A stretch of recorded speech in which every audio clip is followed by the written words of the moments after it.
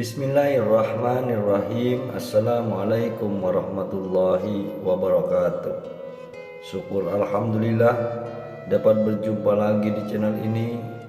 Semoga salawat serta salam tetap tercurah limpahkan kepada junjungan kita baginda Nabi Muhammad sallallahu alaihi wasallam. Harapan dan doa saya semoga saudaraku semua selalu diberikan kesehatan, dimudahkan rezekinya, dan dipanjangkan umurnya. Amin ya rabbal alamin. Sahabat dan pemirsa yang dirahmati Allah, sedekah adalah amal soleh yang sangat dicintai Allah Ta'ala. Rasulullah dalam berbagai hadis juga selalu menganjurkan umatnya melakukan sedekah. Tak ada yang menggantikan amalan tersebut selain surga. Pahala sedekah sangatlah besar, bahkan pahalanya akan terus mengalir dan terus menjadi amal soleh walaupun orang yang bersedekah telah meninggal dunia. Beragam sedekah bisa kita lakukan setiap hari, tidak semata-mata tergantung pada harta kekayaan yang kita miliki. Namun, sekecil apapun barang yang kita berikan akan dinilai sedekah, asalkan diberikan secara ikhlas. Rasulullah mengatakan, bersedekahlah hanya dengan 1 biji kurma. Ini menggambarkan bahwa sedekah tidak harus besar, tidak harus banyak, tapi dengan harta sedikit pun tetap bisa bersedekah.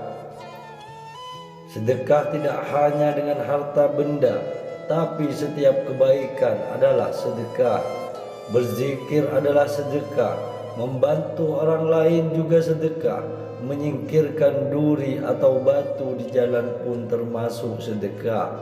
Saking banyaknya amalan sedekah, maka sudah sepantasnya kita berlomba-lomba untuk memperbanyak sedekah dengan melakukan kebaikan setiap hari.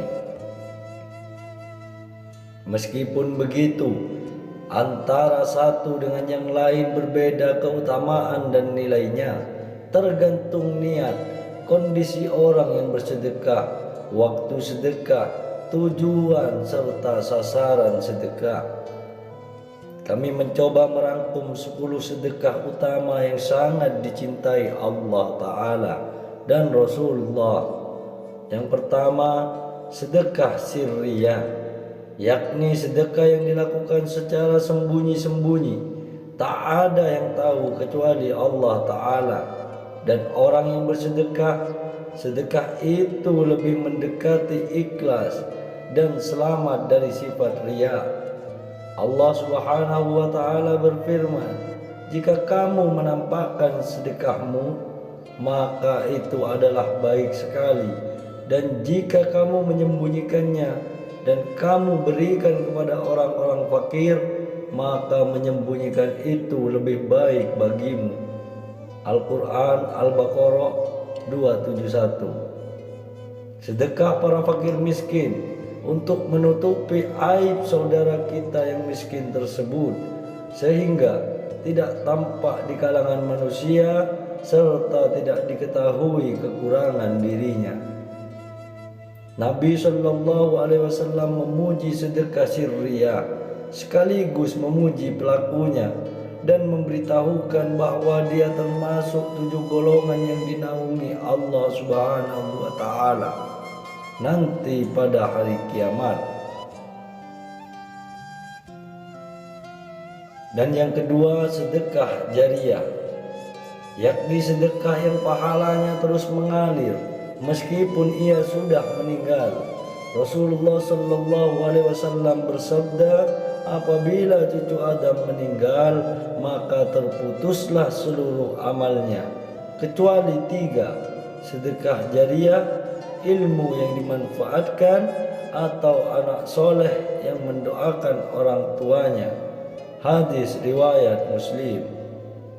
Termasuk sedekah jariyah adalah wakaf untuk pembangunan masjid, madrasah, pondok pesantren, pengadaan sarana air bersih, menggali sumur, menanam pohon agar buahnya dapat dimanfaatkan banyak orang, dan proyek-proyek lain yang dimanfaatkan secara berkelanjutan oleh masyarakat, termasuk menyedekahkan mushaf Al-Quran pada para penghafal di tempat-tempat mereka belajar.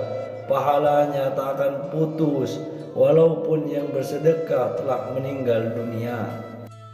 Imam As-Suyuti membuatkan syair menyebutkan hal-hal yang bermanfaat bagi seseorang sesudah meninggalnya. Apabila cucu Adam meninggal, maka mengalirlah kepadanya 10 perkara: ilmu yang disebarkannya, doa anak soleh, pohon kurma yang ditanamnya, serta sedekahnya yang mengalir, mushaf yang diwariskan dan menjaga perbatasan, menggali sumur, mengalirkan sungai, rumah untuk musafir yang dibangunnya, atau membangun tempat ibadah.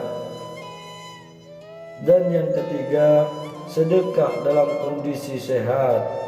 Bersedekah dalam kondisi sehat tentu lebih utama dan afdol dibanding berwasiat ketika sudah menjelang ajal atau ketika sudah sakit parah dan sulit diharapkan kesembuhannya. Abu Hurairah meriwayatkan bahwa ada seorang laki-laki yang datang kepada Nabi Shallallahu Alaihi Wasallam bertanya, "Wahai Rasulullah, sedekah apa yang paling utama?" Beliau menjawab, "Engkau bersedekah dalam kondisi sehat dan berat mengeluarkannya. Dalam kondisi kamu khawatir miskin dan mengharap kaya, maka janganlah kamu tunda sehingga ruh sampai di tenggorokan. Ketika itu kamu mengatakan, untuk fulan sekian, untuk fulan sekian, dan untuk fulan sekian, padahal telah menjadi milik si fulan." Hadis riwayat Bukhari dan Muslim. Dan yang keempat, sedekah setelah kebutuhan wajib terpenuhi. Bersedekah dalam kondisi keluarga sangat butuh dan kekurangan, atau dalam keadaan menanggung banyak utang, tidak dianjurkan, sebab membayar utang dan memberi nafkah keluarga atau diri sendiri yang memang butuh adalah lebih utama. Berbeda jika memang kita sanggup untuk bersabar dan membiarkan dirinya mengalah meskipun sebenarnya membutuhkan, sebagaimana yang dilakukan Abu Bakar dan Itsyar, mendahulukan orang lain yang dilakukan kaum Ansor terhadap kaum Muhajirin. Sebagai muslim, kita diwajibkan untuk memenuhi kebutuhan kita sendiri, termasuk kebutuhan keluarga yang menjadi tanggung jawab kita, baru kemudian menyedekahkan untuk orang lain. Tentu orang-orang terdekat lebih utama. Dan yang kelima, sedekah dengan kemampuan maksimal. Rasulullah Shallallahu Alaihi Wasallam bersabda, sedekah yang paling utama adalah sedekah maksimal orang yang tidak punya, dan mulailah dari orang yang kamu tanggung. Hadis riwayat Abu Dawud dan Hakim, disahihkan oleh Syekh Al-Albani dalam Syahihul Jami'.